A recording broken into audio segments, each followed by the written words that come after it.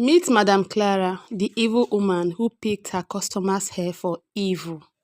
In a lively neighborhood on the outskirts of Port Harcourt, there was a small salon that almost every woman knew. The sign above the door read, Clara's Royal Touch.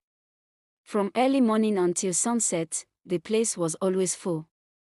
Women sat on long benches chatting, laughing, and waiting for their turn.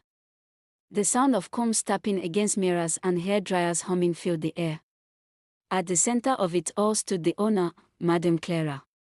She was famous in the area. People said her hands carried a special gift. No matter how difficult the hairstyle was, braids, twists, wigs, or bridal styles, Madame Clara could make it look perfect.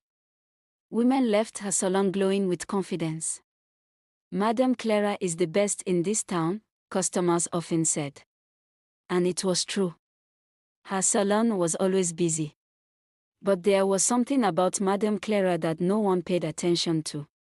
Something small. Something quiet. Something very strange. Whenever she finished making a client's hair, she would sweep the floor like any good hairdresser. But instead of throwing the fallen strands into the dustbin, she would carefully gather them. Every single strand. Then she would wrap the hair in a small piece of black cloth and hide it inside a wooden box beneath her styling table. Her apprentices thought nothing of it. Maybe she was just too neat. Maybe she didn't like that. But they never noticed that the wooden box kept getting heavier every week.